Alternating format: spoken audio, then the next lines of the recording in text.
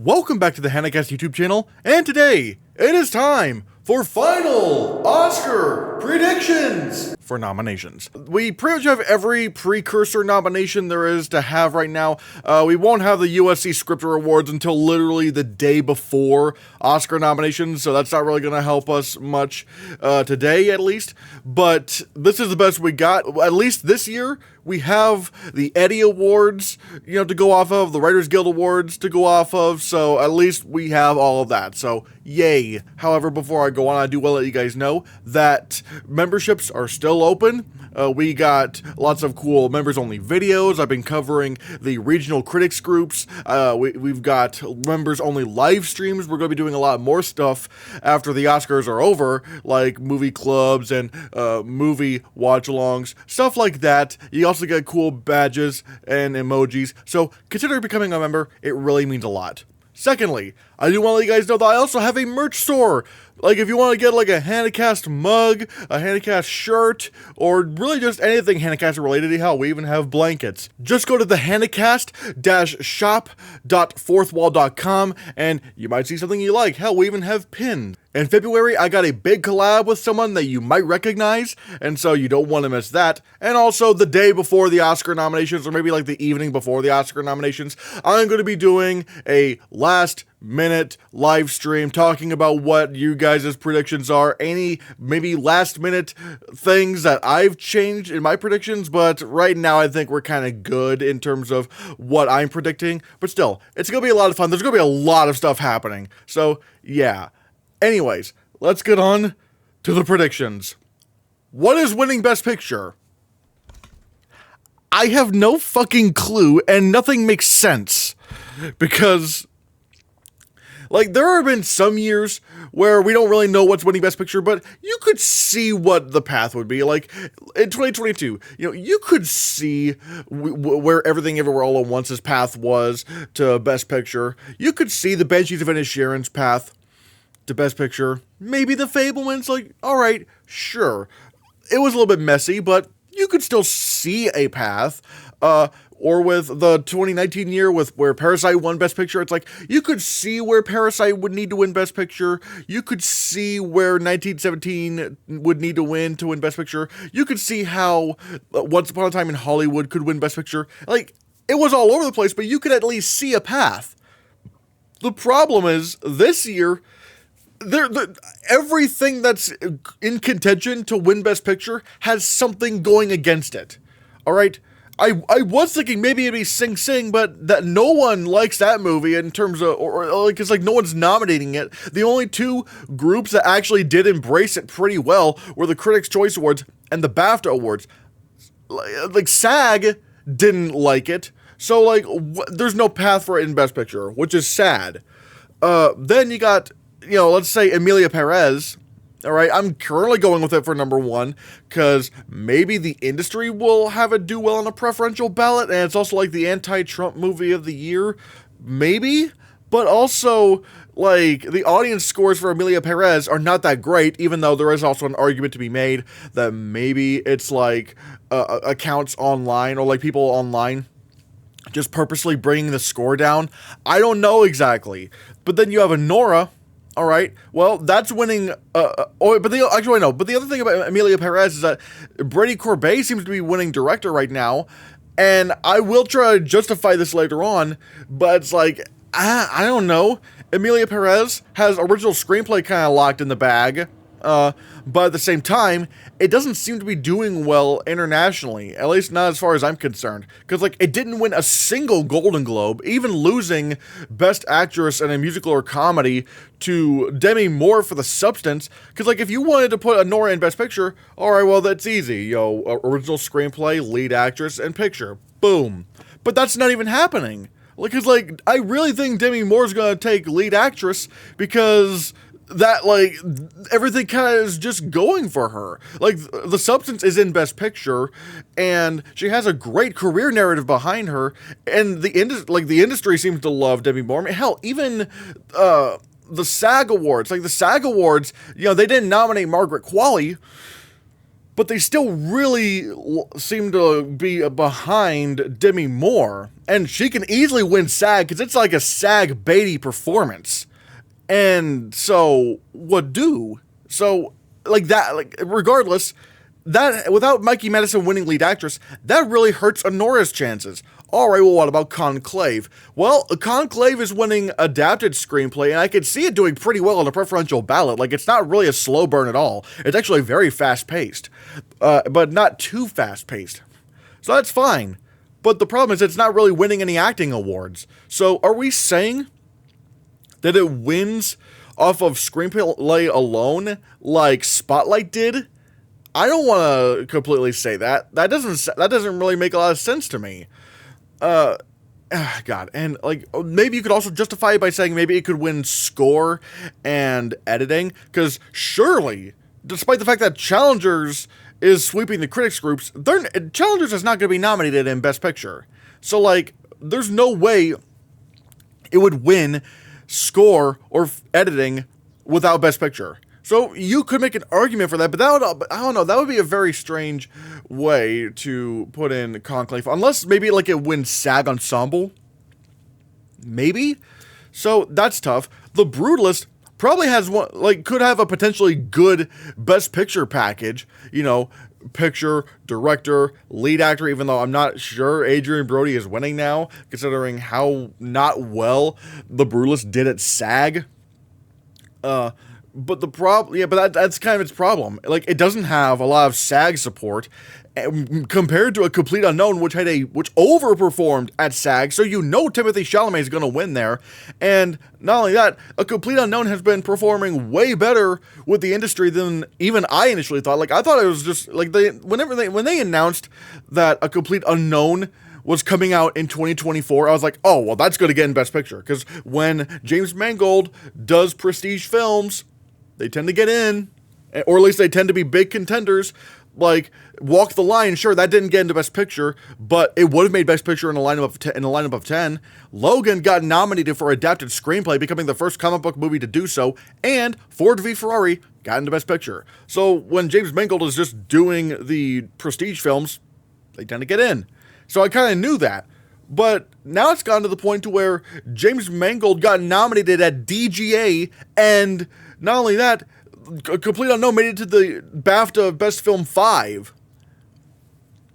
Now, what does that have to do with The Brutalist? Well, if A Complete Unknown is this strong, well then Timothée Chalamet probably has to win lead actor now, because he's playing a biopic character, he's also a previous nominee, and again, he has the SAG advantage. Like, SAG really embraced A Complete Unknown more than we really even anticipated. Even those of us who did predict A Complete Unknown to be nominated at SAG for Ensemble.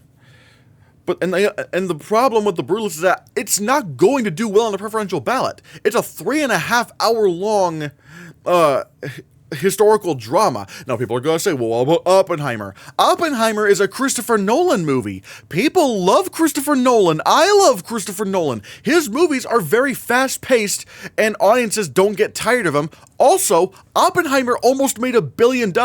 There is no way you could ever compare Oppenheimer to The Brutalist. It's not that same kind of film. And because of that, because of the fact that it's not going to do well on a preferential ballot, I can't predict it to win PGA, which is a pretty big precursor for Best Picture. And the fact that the Oscars also have a ranked choice voting system.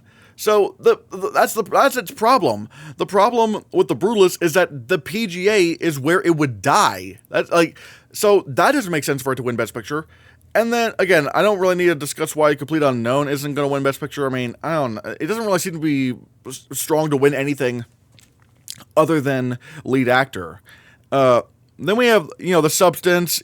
I do think there is a chance that it could upset for original screenplay, because I feel like out of any of the characters, or out of any of the other films, I should say, The Substance has the most crazy original premise that just builds on top of itself that the writers really love. I'm still going to predict Honora to win original screenplay, but if anything were to upset, it would be The Substance. The problem is, right now, I think Honora's winning, and also, I will believe the Oscars will choose a horror film to win Best Picture when I see it. Because, like, I don't know if that's happening. And Wicked, sure, it did very well at SAG. That's pretty much the only place where it did extraordinarily well. John M. Chu didn't even get a DGA nomination, despite a lot of people thinking that he would. And people are saying, well, I mean, it doesn't matter if you're not winning director or screenplay. Like, Chicago did that, and that was a musical, and it won Best Picture. Problem, though, Chicago was getting adapted screenplay nominations because of its overall presentation, all right?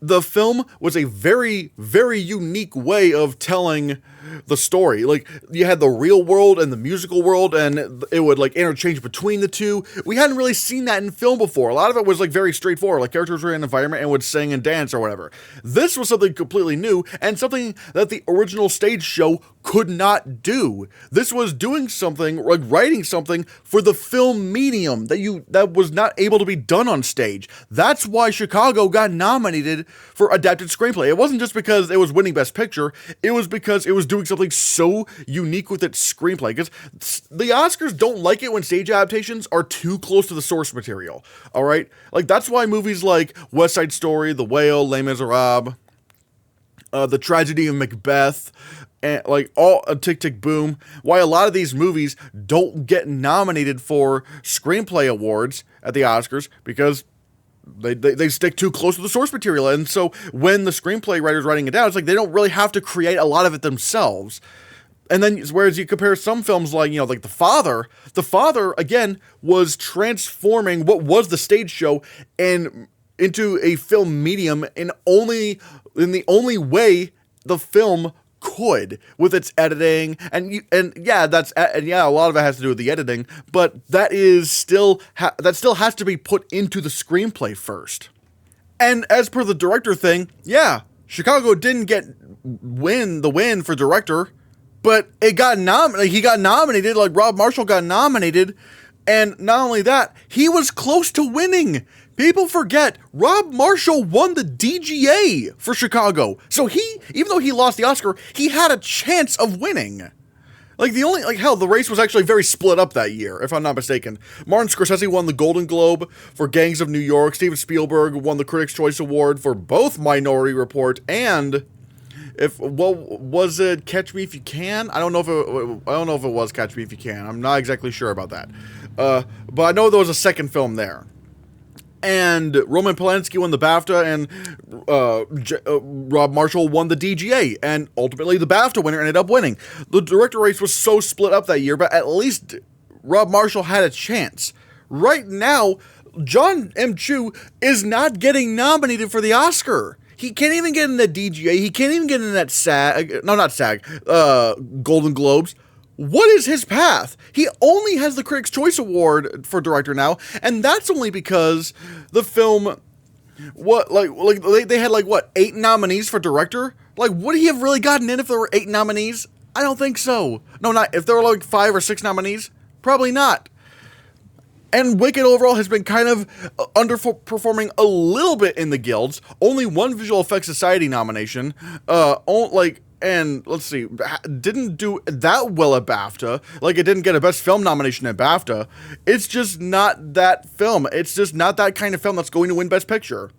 Dune Part 2, my God, at this point, it's not even getting nominated for director or screenplay. So, yeah, and I don't need to say anything about Nickel Boys and Sing Sing. In fact, let me just explain why I feel like they are getting nominated, because it is chaos, all right? The PGA was yesterday. Producers Guild Awards. The nominations were yesterday. And these two were left off. Why do I still have them in Best Picture? All right. Well, let's talk about, for one, A Real Pain right now. A Real Pain could get Best Picture, maybe, but the only thing it really has is Golden Globe and PGA. Like, even the Critics' Choice Awards didn't have A Real Pain in the lineup, that's strange. That's strange. But then you also have September 5. September 5 is not, I really do not think it's happening at the Oscars. Like Matthew Anderson shared something with me, and I feel like, I don't know. It's like, we can't have this same doubt. It's like, the fact that it got, like, September 5 throughout this whole industry, aside from, like, we're not talking about Golden Globes or Critics' Choice, the industry, September 5 only has two nominations throughout this entire industry.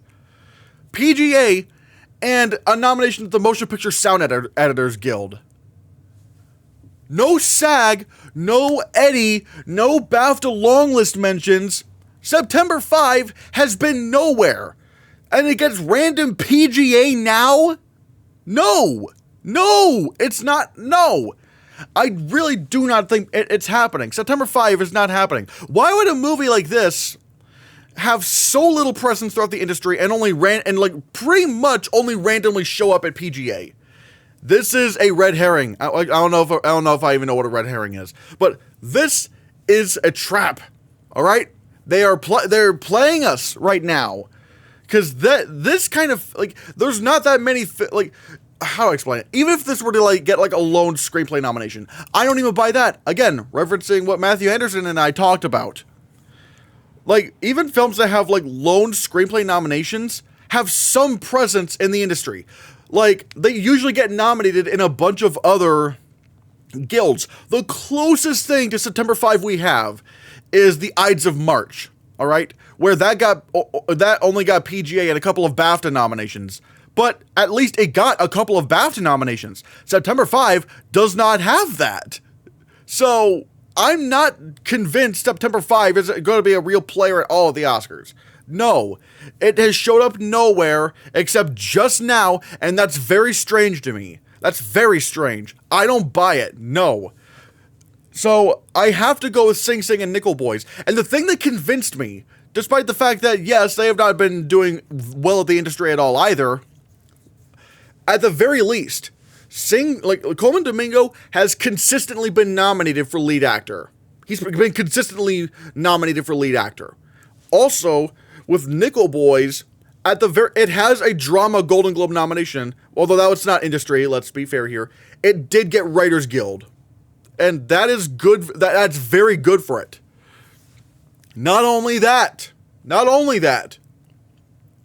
at the BAFTAs, all right, these two films got adapted screenplay nominations over Dune. Let's really think about that. Over Dune. Dune Part 2 is locked to get a Best Picture nomination, and it can't get screenplay at the BAFTAs against Sing Sing and Nickel Boys? And don't tell me, oh, it's not a writing movie. Writing is more than just the dialogue. It is about how you flesh out the story and describe the world. That's what you have to put that into a screenplay so that whoever's reading the screenplay can fully be invested. We've seen this time and time again. We've seen this with The Zone of Interest, with All Quiet on the Western Front, with 1917. These films don't really, or even Roma, even Roma. Those films are not necessarily dialogue heavy, but they have a big world that you could explore, that we follow the characters through, and the screenplay has to describe all of that. That's in the screenplay, and wouldn't you know it, they got Oscar nominations for them. So, regardless, despite all that, Dune is not getting nominated for adapted screenplay, and yet Sing Sing and Nickel Boys is, and this happened at the BAFTAs.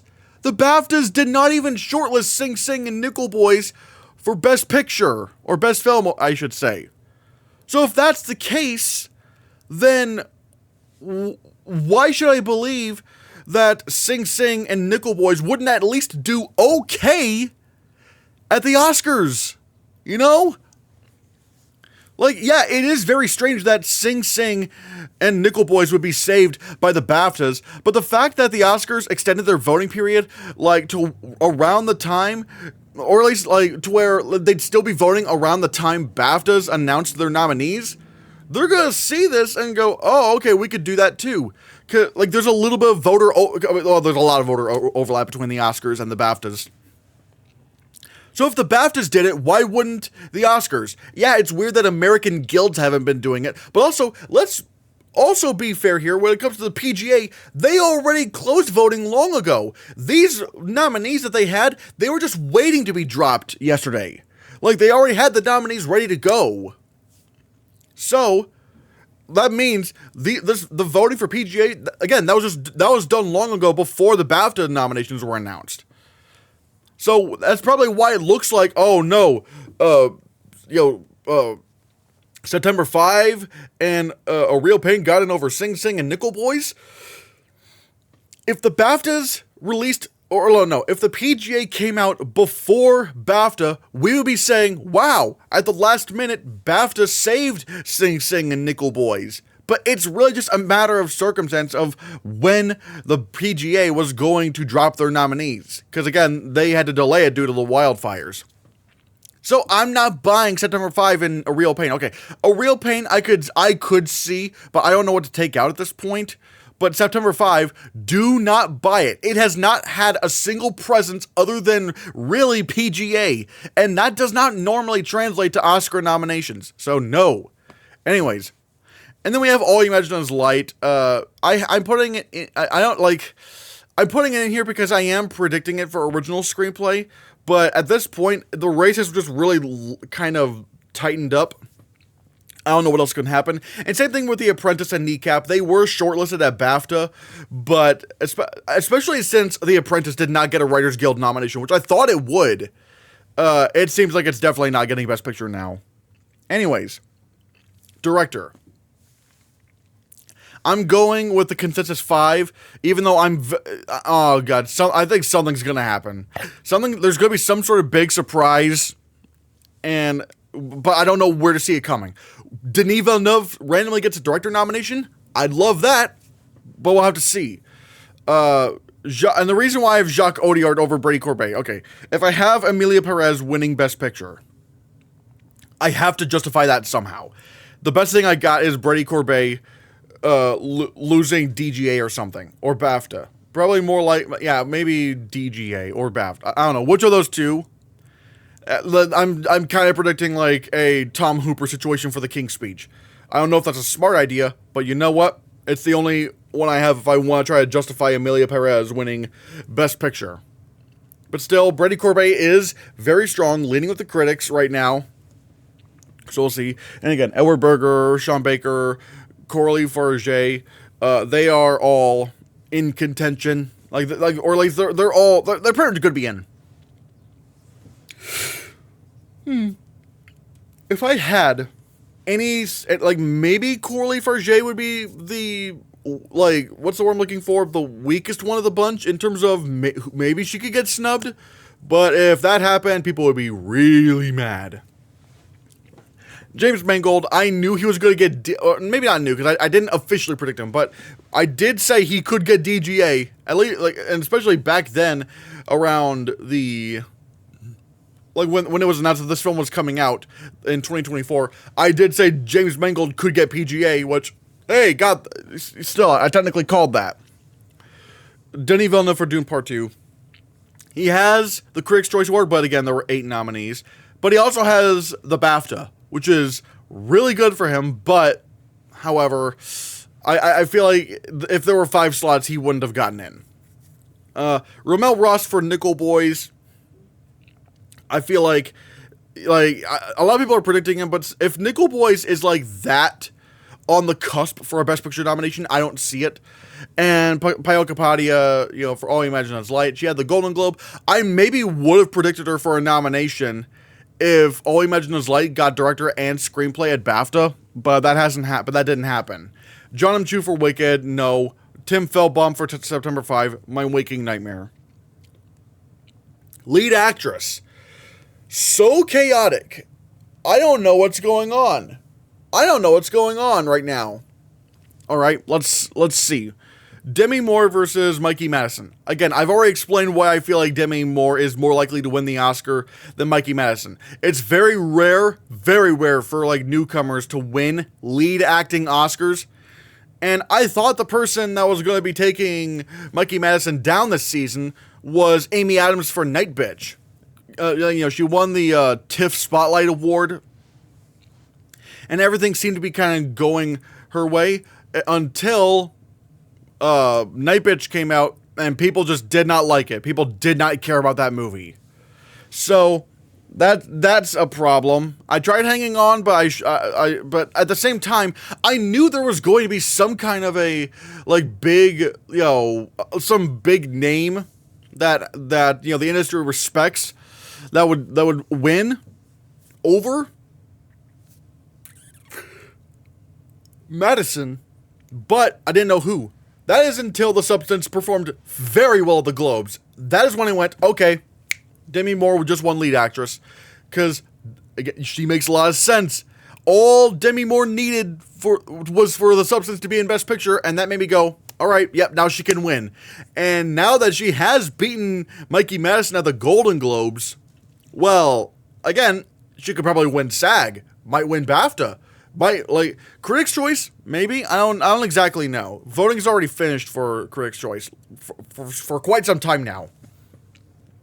But that is why I feel like Demi Moore is going to win the Oscar. All right?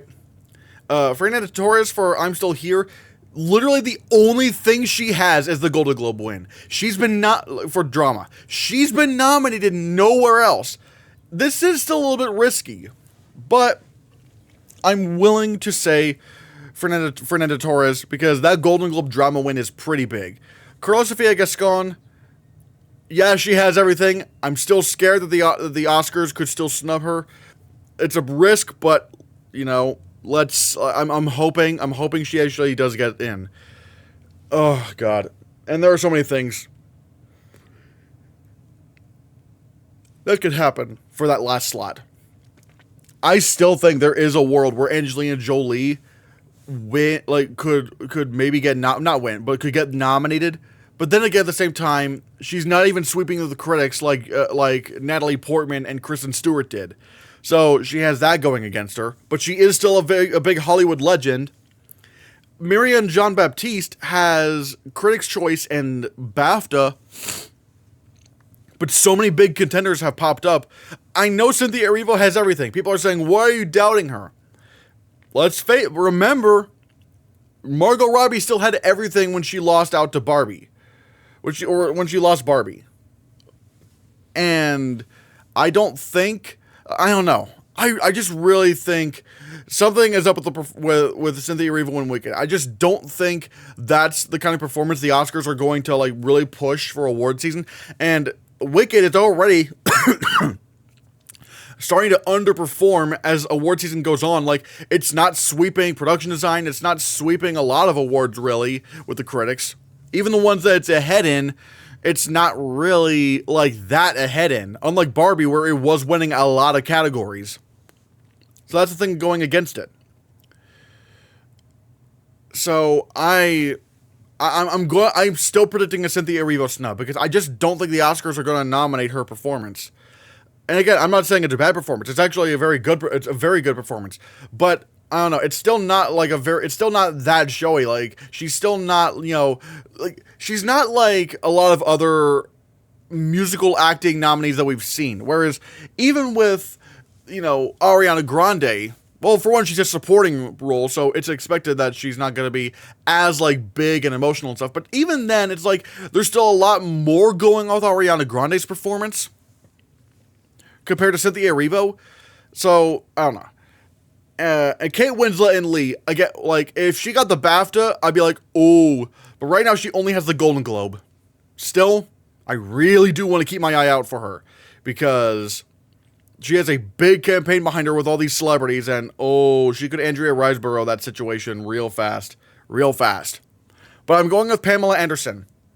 Because she has the Golden Globe drama. She has the SAG nomination. And not only that, the Miley Cyrus song, though not shortlisted for the Oscars, still got nominated at Golden Globe and Critics' Choice. So The Last Showgirl is still very much a presence this award season. And not only that, Jamie Lee Curtis got nominated for SAG and BAFTA. And at BAFTA, remember, there's no jury anymore, so she just got nominated. So with that in mind, I feel like Pamela Anderson might actually show up, considering how strong The Last Showgirl has been. And it makes you wonder, if Pamela Anderson was on the long list, could she have gotten nominated? Maybe. I mean, if Jamie Lee Curtis could, then Pamela Anderson would probably have to. So I'm going with Pamela Anderson. Nicole Kidman, Amy Adams, Tilda Swinton. I'm just kind of putting them in there because they have some precursors, but I don't really think they're happening. Lead actor. I am going with the consensus 5. This is the this is the Golden Globes 5. This is the Critics' Choice 5. This is the SAG 5, even though Golden Globes and Critics' Choice have 6 nominees still. This is the consensus 5. Because I was considering maybe putting in Sebastian Stan for The Apprentice, or maybe even A Different Man, but I can't. Especially in this past decade, they have gone with, the Oscars lineup for lead actor has lined up with SAG lead actor a lot of times. And every year in the 2020s, there's always one category in the acting categories in SAG that goes 5 for 5 with the Oscars. Supporting actress for the Everything Everywhere all at once a year, won 5 for 5. So I want to go for that. Regardless, who I think is winning? Well, Timothée Chalamet, I feel like he has the industry behind him. A Complete Unknown is doing so well in Best Picture right now. So I have to believe he's probably winning lead actor at this point. I mean, I was already thinking he was going to win lead actor, but now I'm very, very convinced he's winning lead actor. All right? Because he's going to take SAG and everything.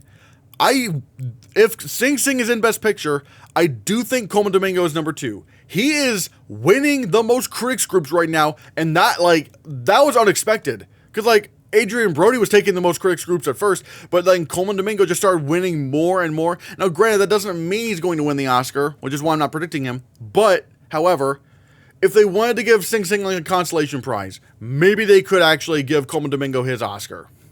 We'll have to see. Adrian Brody has the Golden Globe drama. He's going to be very much in competition. The reason why I have him this low on the list is, again, The Brutalist did not perform that well at SAG at all. And even with the BAFTAs, it didn't perform as well as it could have. No costume long list mention, no editing long list mention. Something's up. I don't know, something's up with The Brutalist. Something's kind of weird about that.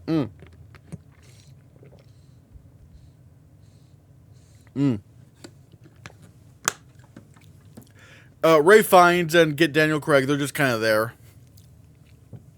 When it comes to the Sebastian Stan performances, it's interesting because, Sebastian Stan won the Golden Globe for Comedy Musical Actor for A Different Man, but The Apprentice has also been very strong this season.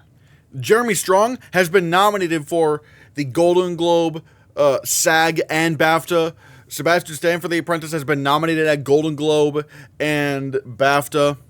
And The Apprentice was longlisted in the Best Film in the Best Film 10 at BAFTA. So I'm thinking maybe Sebastian Stan is more likely to get nominated for The Apprentice, but we'll have to see. And then Hugh Grant for Heretic. I never thought he was going to be a thing. I never thought Hugh Grant for this horror movie was going to be nominated for lead actor. I mean, don't get me wrong. I think he probably deserves it, maybe, but I just did not think he was going to do it. And I still don't think he's going to do it. And then Jesse Eisenberg for A Real Pain, he was just in case it's in Best Picture, but I don't really think so. Supporting actress. Very, very competitive. Very competitive. Let's just get the locks out of the way. Zoe Saldana and Ariana Grande, they are locked in. I feel like if Amelia Perez is going to be this strong, I feel like Zoe Saldana is going to win. Isabella Rossellini for Conclave. I thought she would get BAFTA and SAG, but she didn't. Wait, no, did she? No, she did get BAFTA. I stand corrected. She got BAFTA, but she didn't get SAG.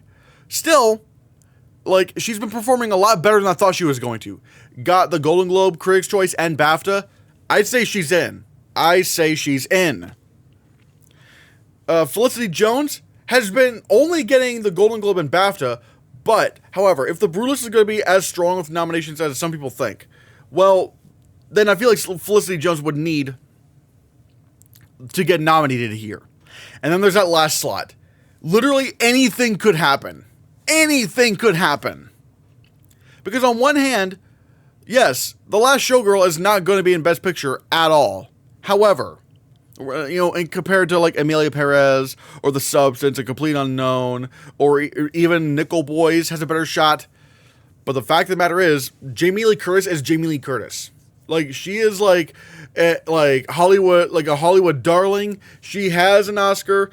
Like, people, like, the industry just really likes Jamie Lee Curtis. And the fact that she got in at BAFTA, of all places, like, SAG, maybe I could see. Okay, sure. But BAFTA? Ooh, that's big. She could naiad this. She could literally just naiad this. But again, not every year is the same, so that is true. But, like, Selena Gomez, maybe. I was thinking maybe Anjanou Ellis-Taylor could be that lone Critics' Choice nominee that gets into the Oscars. But, like, I don't know. Usually that happens if the film overall is still somewhat strong. I mean, you know, was it? Yeah, Judd Hirsch was a lone SAG nominee, and he got in. But he was coming in with the Fabelmans. What was it? America Ferrera got lone Critics' Choice, but again, she was in Barbie. Brian Tyree Henry, okay, that's probably the best comparison, even though Nickel Boys, I think, is getting Best Picture nominated. Or even, it's really tough. So, God. I want to have Anjanou Ellis in, because it is good to have lone Critics' Choice. At least it's better than, like, lone SAG, which is why I'm not putting Monica Barbaro in, because, sure, yeah, she does have SAG, but in recent years, it's like, if you get lone SAG, you don't really get nominated. It just shows how strong you are overall as a film. So I'm not really expecting Monica Barbaro, although, again, who knows what happens. Margaret Qualley got Golden Globe and Critics' Choice. But, however, in a lineup of 5 at the SAG Awards, she couldn't get in. And not only that, but even at the BAFTAs, she couldn't get in. And there weren't really even that many, like, crazy British people that they got in there over her. No, it's just they didn't nominate Margaret Qualley. They still went for Jamie Lee Curtis. And Selena Gomez, again, has Golden Globe and BAFTA. But I don't know how strong she's going to be at the Oscars, because the Oscars are kind of a mix of American voters and international voters at this point. So, I don't know. I really don't know. But I'm going to go with Jamie Lee Curtis. She is the industry darling. The Last Showgirl is not in Best Picture at all. But the fact that she even got in at BAFTA and SAG, that means a lot to me. That means a lot to me. Especially since, like The Last Showgirl has been doing pretty well with award season so far. And I don't know if she's going to be like Eddie Redmayne, because, like, Eddie Redmayne was, like, the one thing going for...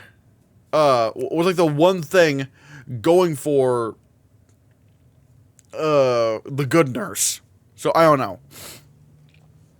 Alright. Supporting actor. Kieran Culkin for A Real Pain, I don't know, maybe he does win. Because I was like, is he really going to win without Best Picture? But if you're sweeping the critics groups like Regina King did, maybe he does just win. I don't know. Guy Pearce, wait, I just realized Guy Pearce and Edward Norton are, okay, yeah, no. Edward Norton is above Guy Pearce. I should, like, ignore what this thing says. I do think Edward Norton is above Guy Pearce, considering he's gotten everything. He's nominated for, like, literally everything at this point. And A Complete Unknown is this strong. Oh boy. Clarence Macklin, if I'm putting Sing Sing in Best Picture, I still have to justify putting him in supporting actor. And again, he still got into supporting actor at the BAFTAs. That's very strong. That's very good for him. Now, granted, it was with 6 nominees, but still, it's like the BAFTAs could have nominated Stanley Tucci. They could have nominated Mark Edelstein, but they didn't. So, I will still say he comes along with the package. Because if the BAFTA, and plus, if the BAFTAs will nominate him, then the Oscars would most likely follow suit. And people are going, why are you putting in Denzel Washington? He didn't get SAG. Like, that should kill his chances. It makes him weak. However, I don't know. Something still tells me Denzel's going to pop his head out in the nominations. All right, and BAFTA was never going to do Gladiator 2, or no, they were never going to do Denzel Washington. They hate Denzel Washington for some reason. And so, yes, that does mean I'm booting out someone who has everything, and that is Yura Borisov for Anora, which, again, I don't know what's going on. But I can't justify having two people that have everything. No, not everything. I can't justify two newcomers in the same lineup with Clarence Macklin and Yura Borisov.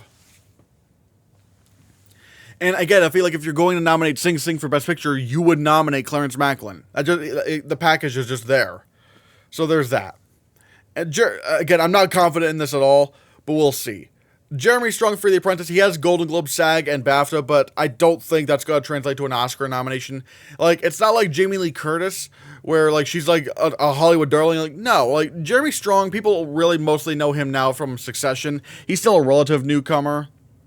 The Apprentice, and plus, like, The Apprentice didn't overperform at BAFTA. It didn't get screenplay. It didn't get was it in for editing? I'm not sure.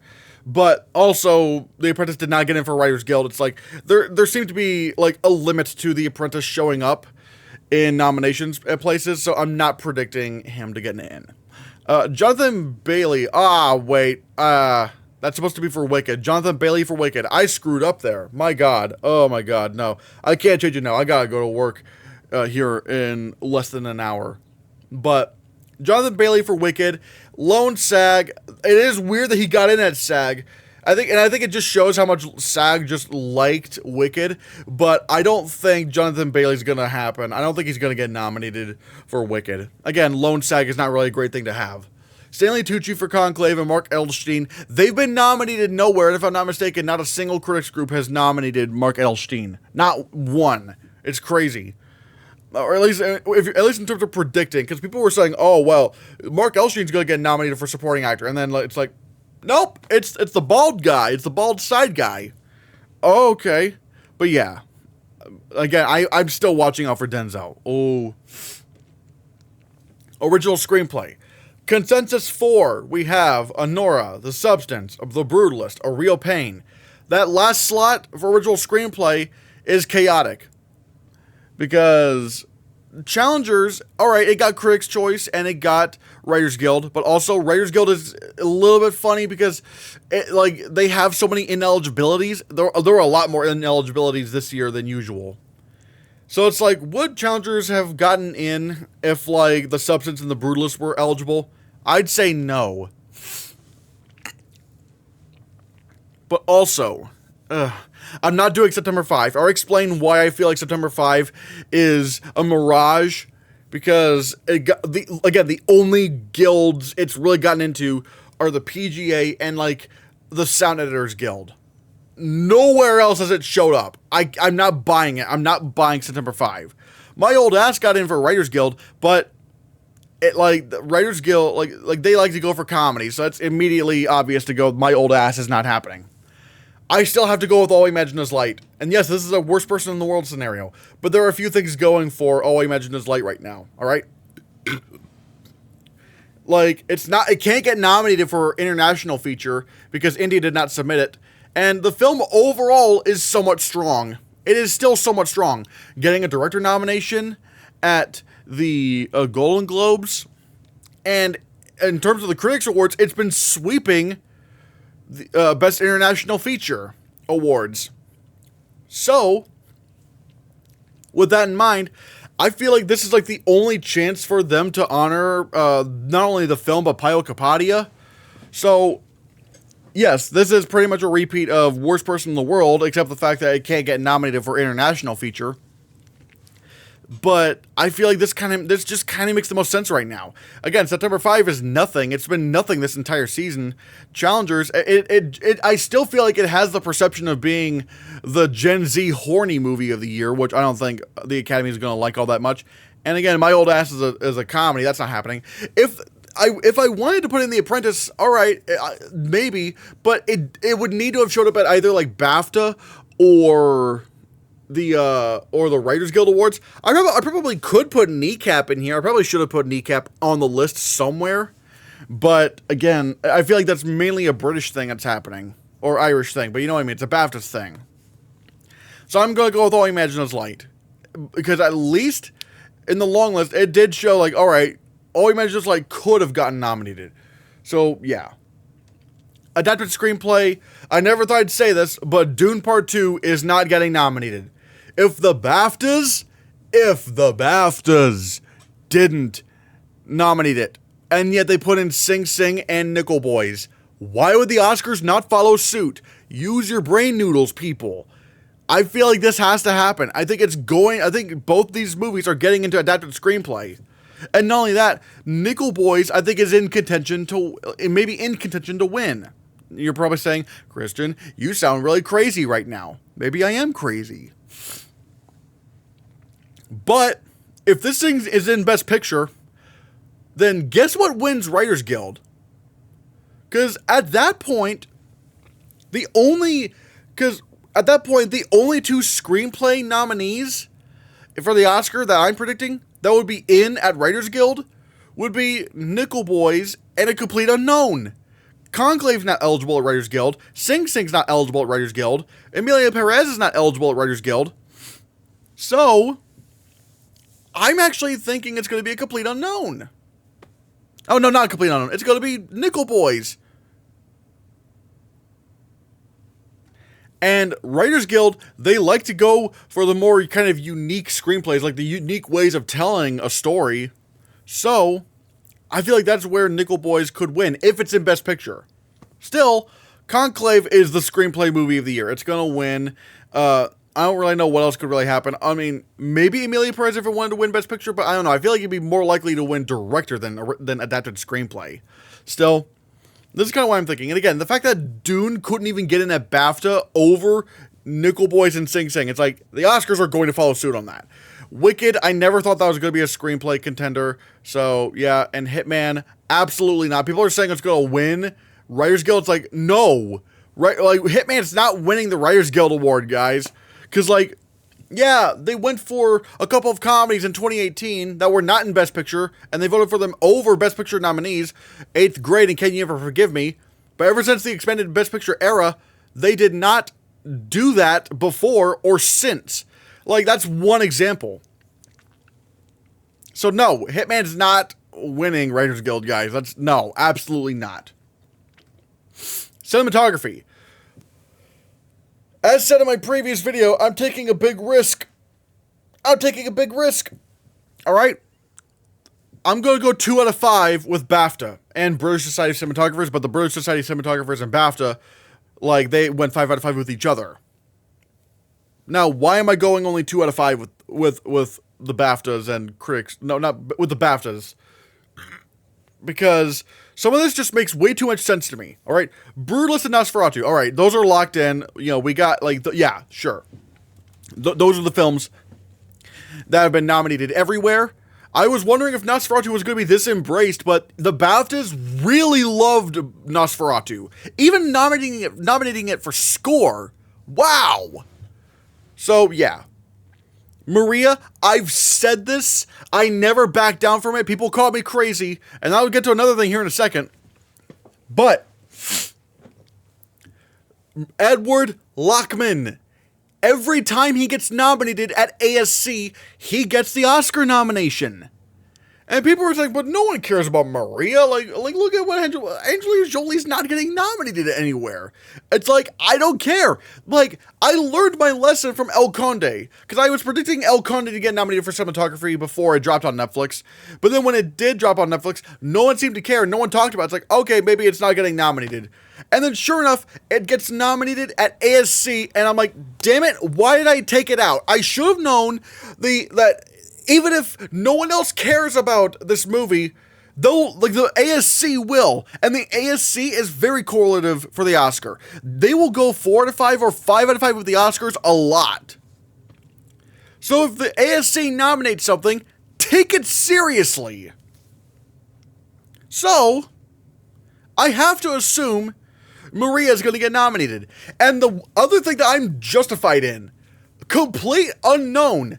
Guys, I told you all, like, ever since this movie was announced to be coming out, this movie was going to be a cinematography contender. Because the cinematographer literally did Trial of the Chicago 7. Again, I can't speak today.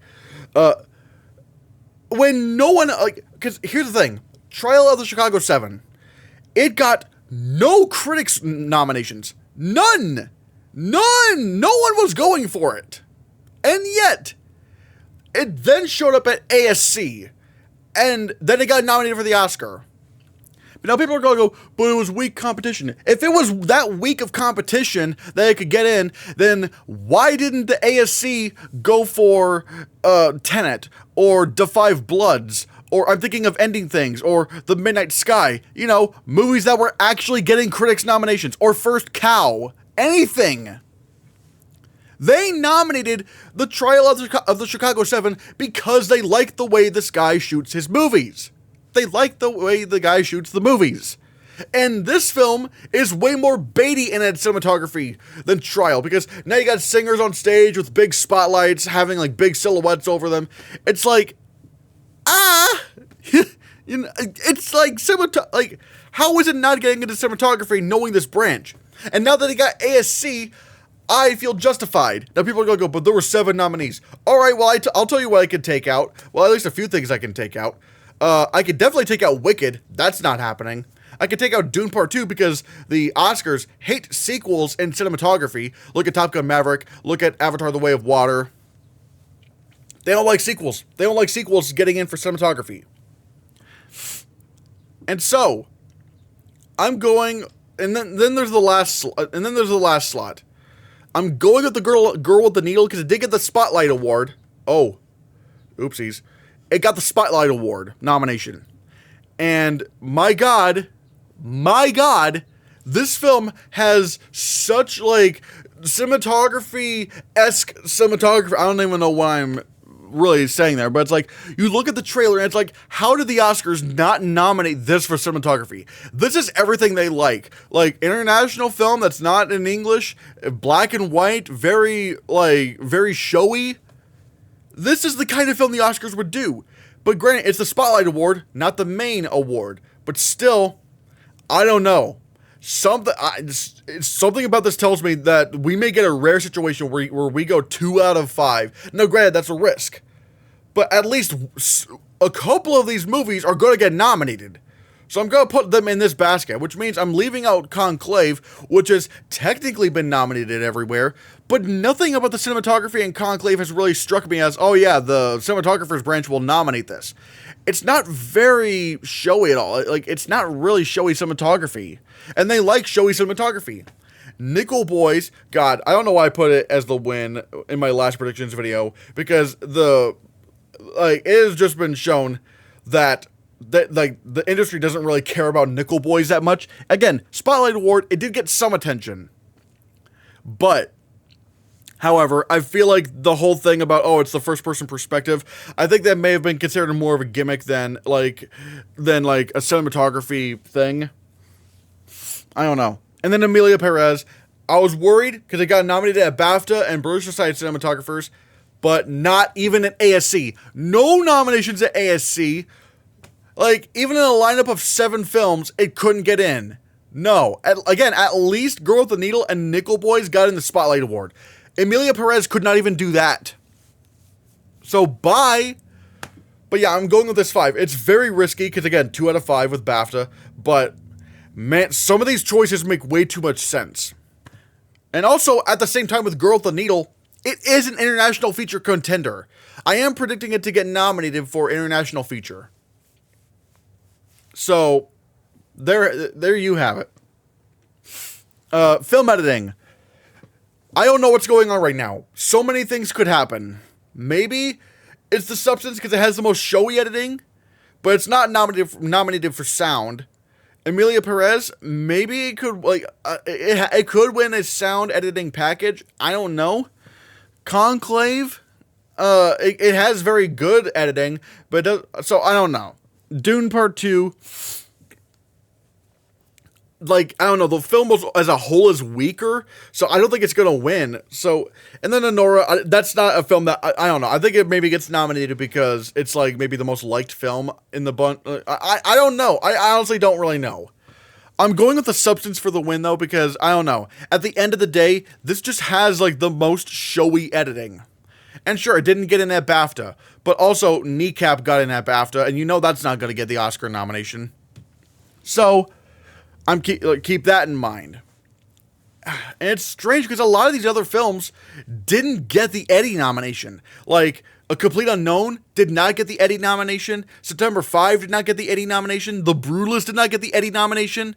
Nothing has, like, these, like, so many, the films, like, did get the Eddie nomination. Like, Challengers, or, alright, sure, it's sweeping the critics, but, like, I don't, there's no way the, like, Challengers wins, like, there's no way it wins editing without it being in Best Picture. Although maybe it could get nominated. It's not in Best Picture, but it is a sports movie and they do like sports films. I don't know. I have to think of that. If I do when I do my last minute predictions, maybe, or like my last minute, live stream, maybe I could swap Challengers in over Honora, because they do, the editors do like sports movies. Like, they'll nominate hell, they gave I, Tonya the win for comedy editing that year, and King Richard won best editing in a drama. So I don't know. I may have to consider Challengers. That's something I knew. Yeah. But again, Wicked, that would be a great choice, but I don't think that's happening. It's gonna be like Barbie. And Civil War, that is just so not in Best Picture. Like, no. Even though I think it honestly deserve a nomination for editing, because the editing is very good. I don't know. I don't think it's happening. I don't think it's happening for Civil War. Again, the editing race is so out of whack this year, but the substance right now makes the most sense to me, unless, like, they really, really, really love Amelia Perez. So there's that. Production design. All right. Wicked is not really sweeping production design awards. It's just not. Let me check the precursors, because if I'm not mistaken, I think The Brutalist is above it. No, it's tied with Nosferatu for wins, but with 7. But The Brutalist is right behind them with 6. So, like, it's not a clean walk for Wicked. At least Barbie, it lost the Oscar, but it swept the critics for production design by a large amount. Wicked is not even when Wicked gets in the lead, it's not sweeping. It's not, like, doing that well. So I'm gonna go with, if that's how critics feel about its production design, then I'm gonna go with what would probably maybe be like number 2, which would be the Brutalist, which I think is number 1, I guess. It's a movie about architecture. It's about an architect. This makes the most sense to me. Nosferatu, again, it has cemented itself as a big contender in text, so I'm going to take that seriously. Dune, I don't know, unless they really hate Dune Part 2, I think it's still getting nominated for production design. I'll cave on Conclave, but I'm worried. It's still contemporary. But the sets are still gigantic, but I don't know. I'm still worried. I still want to watch out for this. Gladiator 2. This makes sense, but it did not get a lot of nominations at the BAFTAs. Now, I think it'll do slightly better here, because I don't know what the other alternatives are. But I don't know, maybe Gladiator 2 just misses production design. And I told you about the Beetlejuice stat. Every Tim Burton film that gets nominated for production design wins the Oscar for production design, even if it has no precursor support. But, however, the one thing that could stop it is if it's just not nominated. If it's not nominated, then okay, then yeah, the Tim Burton stat would still stand, but still. But Beetlejuice didn't get nominated for anything at BAFTA, not even makeup, which is weird. Because, like, Beetlejuice has been doing very well this season, and the BAFTAs from the long lists seemed to really like Beetlejuice, but they didn't nominate it for anything. So I don't know how seriously. Like, I don't know. Maybe it's just not going to be considered that big of a contender, but I don't know. I honestly don't know. Maria, that got the Costume Designers Guild nomination, so I would keep an eye out for that. And it is getting cinematography, so maybe it could perform in a couple of texts. Actually, no, it didn't. No, that's the Costume Guild. No. The Maria, I don't think did the production design. I don't know. Blitz did not make the Art Directors Guild, but I think. Did it get nominated at BAFTA? I'm not exactly sure. Hold on a second. I need to look that up. Did the BAFTAs actually go for that, for Blitz? Okay, they did not go for Blitz, but even, I don't know, it's still weird because like some of these other films, it's like, Furiosa hasn't done well with this season at all. A Complete Unknown, I mean, wait, did A Complete Unknown get in for the BAFTAs? No, it didn't. So, and also, like, it's not the kind of production design that I would expect. Substance, Alien Romulus, Saturday Night, I'm only putting them in because they got the Art Directors Guild nominations, but still. Costume design. I do think Wicked would win this, but again, watch out for anything else, because I don't know, maybe Nosferatu takes it, or maybe Beetlejuice takes it. I mean, they do love Colleen Atwood. Dune, I still think is going to get in, but I don't know. Again, it is one of those cases where it's like, if you start taking it out of some categories, like, it starts to become like Jenga, so I don't know. Conclave, again, I'm going to go with it, but something feels off about it. It's still contemporary. It's... Gladiator 2, that's still a big contender. Blitz, I think this actually did get the BAFTA nomination, and I would predict it had it gotten the Costume Designers Guild nomination, but it didn't even do that. So how seriously do I want to take Blitz for costumes? I don't know. I really don't know. Furiosa did get the Costume Designers Guild nomination, but like nothing else. And also, again, Furiosa has just been hated throughout this entire season.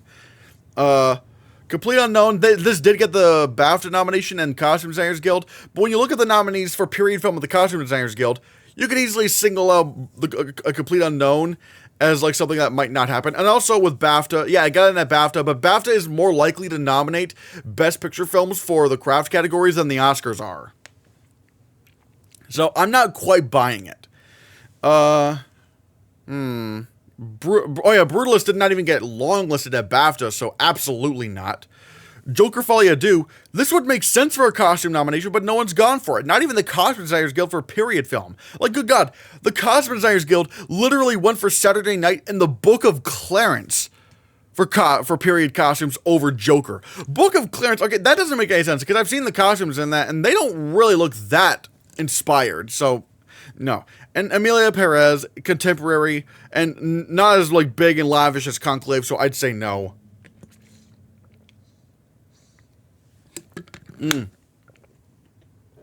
Makeup and hairstyling, alright? Substance is winning. I told you all Emilia Perez was happening, alright? Like, with what they did with Carlos Sofia Gascon's character in the beginning of the film, that is some amazing prosthetic work, alright? That is, that looks like a completely different person. But, I think if there were a number 2, it would be Emilia Perez. Beetlejuice, it didn't get the BAFTA nomination, but I would still think, like, it makes no sense why it would miss the Oscar at this point. Like, no, it's going to get the Oscar nomination. A Different Man, yeah, A Different Man. Like, it didn't get longlisted for the BAFTA, which is weird, but come on, we know it's going to get nominated. It got, like, the Makeup Guild nomination for special effects makeup, and also Sebastian Stan won the Golden Globe for lead actor in a musical or comedy. So it's like, this film is on the radar, so I do think A Different Man is going to get nominated for makeup here. And that last slide is interesting. I was going to go with The Apprentice, but that didn't perform as well with BAFTA as I thought, and again, no Writers Guild nomination. So that's interesting.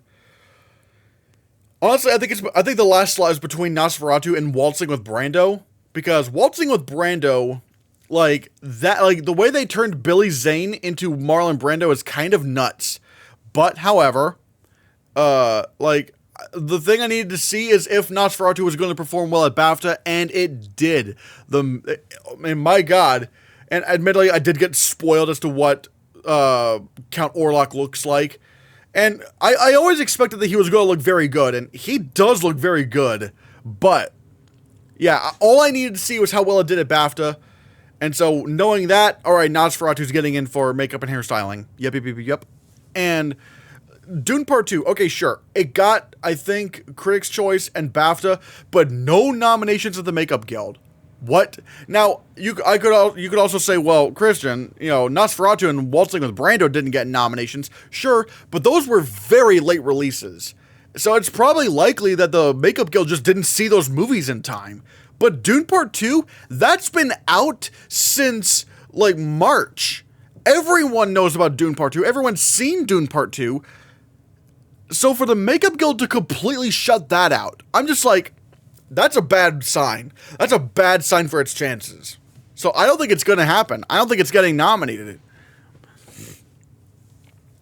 So yeah, I was, and plus if I did this, I would still go 4 out of 5 with BAFTA, which is good enough for me. Wicked, actually wait, no, I think it would be 3 out of 5 with BAFTA because they nominated Wicked.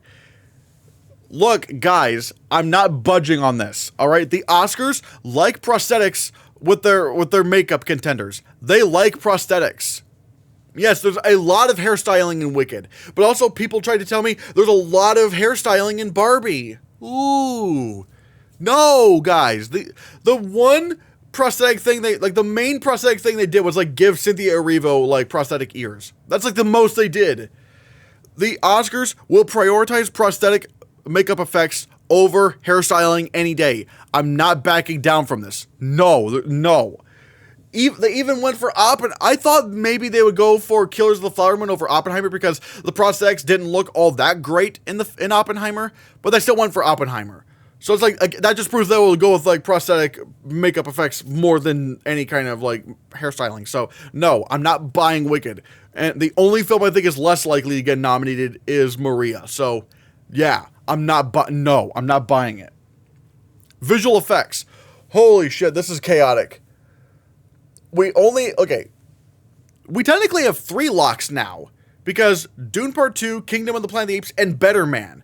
Better Man not only got nominated at VES, it got 4 nominations, which in the 2020s, you don't really get nominated for 4 Visual Effects Society Awards if you're not getting the Oscar nomination. It's number 3. It's done. The last 2 slots are interesting because the Visual Effects Society went for, at least for the main category, went for Twisters and Mufasa the Lion King. However, they did not get longlisted at BAFTA. And not only that, I don't think they got nominated at the Critics' Choice Awards either. So, what do we do? Well, actually, I'm trying to think, what did the Critics' Choice actually nominate? Okay, yeah, they did not do Twisters. So, and yes, Godzilla -1 did get in without, like, with the only visual effects nomination it had anywhere being Outstanding Animated Character in a Photoreal Feature at the Visual Effects Society Awards. But that was also a very, very weak year. This year is much stronger. So, again, what do we do? Well, I still think Gladiator's going to show up because it's still, like, it didn't get in for the main category at the Visual Effects Society Awards, but it still got in the Critics' Choice and BAFTA and still got a couple of nominations. So, like, I think it can still get in. And you know what? Screw it. I'm still going to go with Deadpool and Wolverine. They like Marvel visual effects, all right? They like Marvel, all right? Also, Deadpool and Wolverine, like, if there's one thing to be said, Sean Levy's movies never do well at VES. They never do well at VES. Free Guy got no nominations at VES, and neither did Real Steel. And yet they both got the Oscar nomination for visual effects. And with Deadpool and Wolverine, there's still some stuff happening. Like, there's the thing that Cassandra Nova does with the face and the hand. And it is, apparently that is, like, supposed to be, like, a really impressive achievement.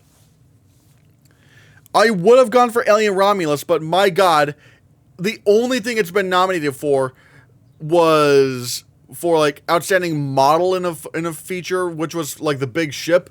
But, like, nothing for, like, its climax with where the ship was going down into the planet and its rings. Like, the fact that, although it is strange, because Alien Romulus still made 3 shortlists at the Oscars. That's, like, I don't know what's happening. So, God, I don't know. I don't really know what's happening. So, but the fact that Better Man performed as well as it did, I can't take that out. I cannot take it out. And that'd be weird if I went 2 out of 5 with VES. Civil War did get nominated for the Supporting Visual Effects Award, which is interesting, and it's shortlisted here. But if it wanted to be a threat, it would have been nominated for BAFTA. If it got nominated for the BAFTA, I would have taken that seriously. But no, it didn't do that. Wicked is not happening, guys. It's not happening. The fact that this movie is as big as it is, especially as a contender, and it only got 1 nomination, which is for the Emerald City, nothing else. And I've been saying, I don't think Wicked has bad visual effects, but I think the problem with Wicked here in contending for visual effects is that there's not a lot going on. Like, when you compare this to even, like, Fantastic Beasts and Where to Find Them, it's, like, not really, like, a big magic spectacle as you would expect. Most of the visual effects in Wicked are for, again, the Emerald City, for, like, sets and stuff. But that's more the production design element of it, because, yeah, the Emerald City looks amazing, but the production designer has to design all that. The visual effects people are the ones bringing it to life. So, and that's exactly why I thought Poor Things was not going to get nominated for the Oscar, because its visual effects were an extension of its production design. It's exactly the reason why I thought Everything Ever All at Once was not going to get shortlisted for the Oscar, because I said the visual effects in Everything Everywhere All at Once were an extension of its editing. And sure enough, Everything Everywhere All at Once won an Oscar for editing, and Poor Things won an Oscar for production design. Now, granted, does this mean Wicked could win an Oscar for production design? Maybe. Who knows? But it's not getting the Oscar nomination. It's just not. So, yeah. Then we get to Best Sound. All right, Best Sound. Dune Part 2 is the best thing I got right now because, like, nothing else really makes sense. Emilia Perez has not really been nominated for a lot of sound awards, or at the very least, it did well at the Motion Picture Sound Editors Guild, but that's about it.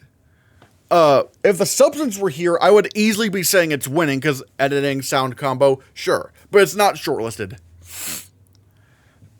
Again, you have Dune, and really, I think the only two films that have gotten in everywhere, and I just realized I screwed up the order again in terms of, damn it. Okay, this is more like this. Like, no, this is more of my predictions, all right? It's Dune, Wicked, Complete Unknown, Emilia Perez, Gladiator. What? Oh my God. Why didn't I check this? Still, Complete Unknown I think is going to be solidly in, even though it weirdly didn't get in at BAFTA. Emilia Perez, I think it's safely in, and Gladiator 2. The fact that it didn't get anything for the Motion Picture Sound Editors, which is weird. Which is why I was going to go with Alien Romulus, but it didn't get visual effects or sound at BAFTA, so it's like, what do I do there? So I'll still stick with the Gladiator, although if they wanted to be cool, I would love to see it get in for visual effects and sound, Alien Romulus. Blitz, it got the sound nomination at BAFTA, but also the BAFTAs seem to really like Blitz a lot more than other places, so I'm just not sure. I'm not sure about that. It would have to be like a lone sound nominee, and that would be strange. That would be a strange path for it. But still, we'll have to see. Deadpool and Wolverine, it's gotten a lot of love in the guilds for sound, but again, there have only been two Marvel movies that ever got nominated for sound awards at the Oscars: Iron Man and Black Panther. Iron Man, because it was the first, and also it was 2008, so sound was a little bit different. A lot of big blockbusters could get into best sound, and into the sound categories. But also, Black Panther was in Best Picture. If Black Panther was not in Best Picture, there was no way it would be making sound nominations. So, I'm not predicting Deadpool, Wolverine. Joker, Folie à Deux, no. The Wild Robot, it's technically gotten a lot of sound nominations, but it's in the animated categories. And also, I would only predict The Wild Robot for Best Sound if it was in Best Picture. So, yeah. Original Score is interesting. I don't really know what's winning, because I do not think Challengers is winning. Yeah, it won the Golden Globe, and it's the Critics' Sweeper, but, like, it's not in Best Picture. No, it's not winning score. It didn't even get longlisted at BAFTA, so what does that tell you? Still, I think it does get nominated. It's kind of between Emilia Perez, Brutalist, and Conclave. I'm going to go with Emilia Perez because it is the original musical in Best Picture, and I feel like that's probably going to end up being it's going to be too much for the BAFTAs to ignore. Brutalist could happen because it does have bom bom bom bom, and Conclave, that score is like just creeping throughout the film. So I would watch out for that. But right now, I would say, right now I'll go with Emilia Perez. And I'm going with Sing Sing in original score, because if I'm predicting it in Best Picture, then I feel like at that point you have to get score. Because, how do I explain it? Like, when it comes to original score, the Oscars do prefer nominating Best Picture films. Like, there's no reason why American Fiction should have gotten into Best Original Score over Spider-Man Across the Spider-Verse. Like, unless you're John Williams, they will prioritize Best Picture nominees in Original Score. So there's that.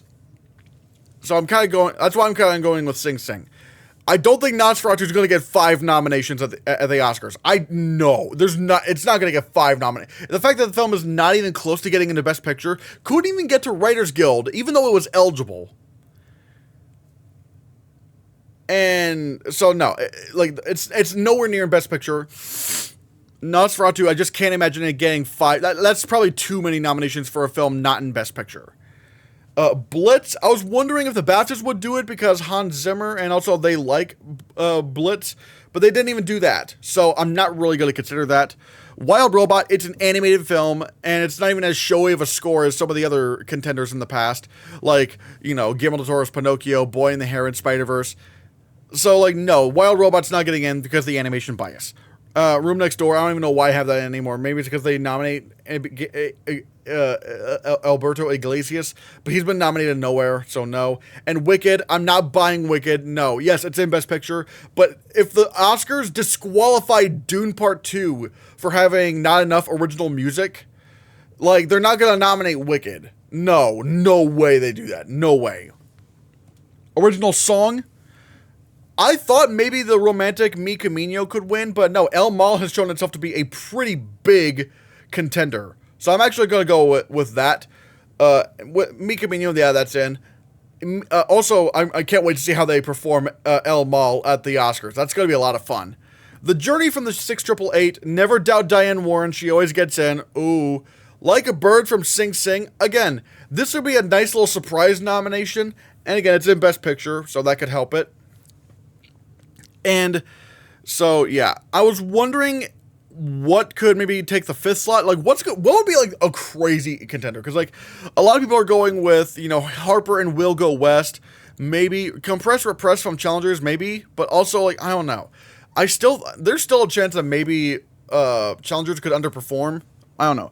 Winter Coat for Blitz, maybe. But, again, there's Kiss the Sky. I'm not buying Kiss the Sky. No, it's an animated movie. They hate animated movies.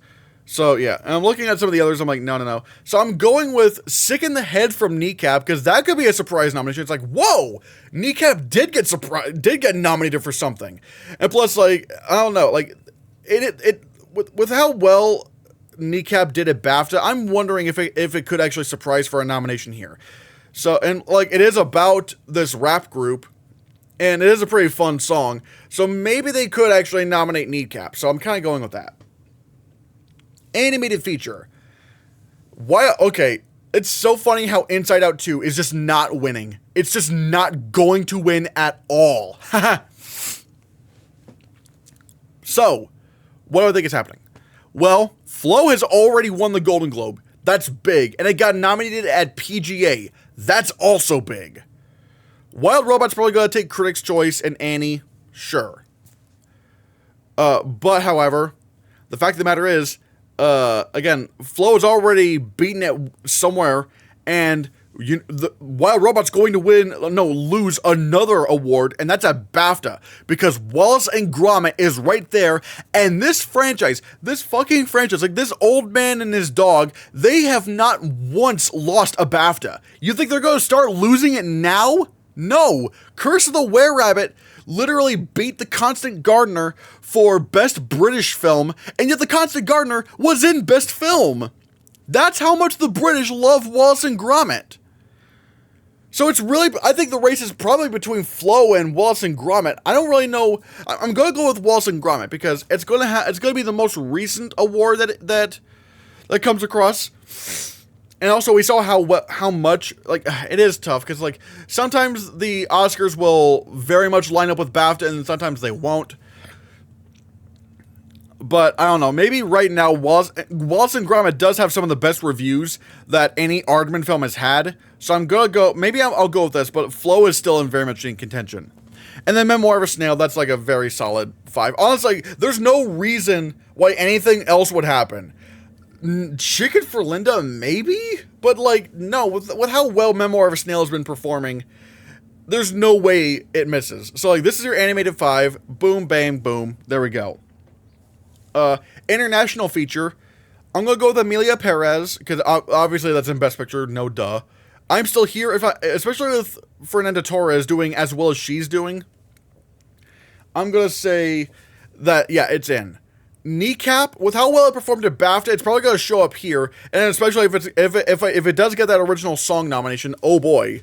Flow, if it's this close to winning animated feature, then I think it could also get the international feature nomination. And then Girl with the Needle, you know, weirdly enough, all these films I have getting other nominations somewhere else, which is interesting. And you're probably shocked as to why I have Seed of the Sacred Fig out. Well, it hasn't really, like, at least some of these other films are in contention somewhere else in categories. The Seed of the Sacred Fig has not really been doing that well this awards season, you know? Like, no BAFTA nomination, other than international feature, even the long list, the BAFTA long lists, no director mention, no screenplay nomination. It's like, the Seed of the Sacred Fig, like, maybe it's a hero. Maybe it's a hero where it just does not get in. But I don't know. How to Make Millions Before Grandma Dies, Universal Language, Vermilio, I don't know. I think honestly, it might be between the top 6, I'd say. Because, so, again, some of these other films are just in legit contention in some other categories. And then the final category, documentary feature, because I don't know that much about the short films. I'll probably just put whatever the Oscar expert puts in his top 5 or whatever. So, considering, you know, the U.S.'s stance on the Israel-Palestine war, I feel like they're not going to be as nice to No Other Land, which is a shame. I don't like that. I don't like that reality. But we've seen how America has been treated. Like the fact that America is like the only country, like one of the few countries that does not have an arrest warrant out for Benjamin Netanyahu. It's like, that should probably tell you where Americans stand on this issue. And so I think No Other Land might actually, and plus it is the front runner right now, and front runners get snubbed. They get snubbed. So I'd watch out for that. So I'm going with Daughters. They might, with No Other Land out, they might gravitate towards this film more than anything.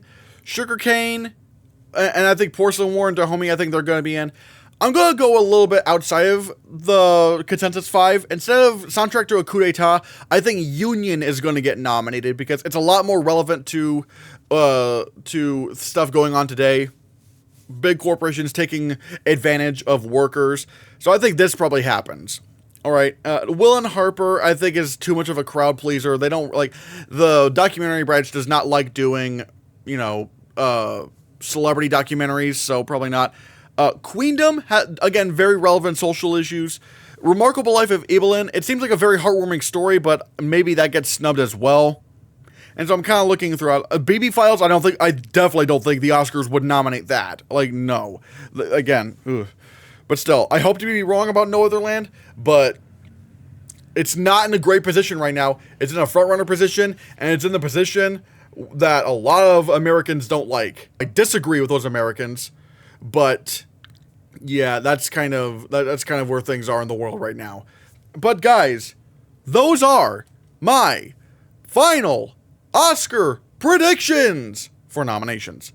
Oh boy, the Oscars are in a, like, when are the Oscar nominations? I think they're in like less than a week or something like that, or maybe a week. Less than a week from today. So, oh boy, again, remember all that stuff I said about the live stream? Yeah, coming the day before the Oscar nominations, or the evening before the Oscar nominations on Wednesday. And so, yeah, guys, now I'm going to pass the question off to you. What are your final Oscar predictions for nominations? Let me know in the comments below what you think, and be sure you hit that subscribe button, because if you don't, your Oscar predictions will be wrong.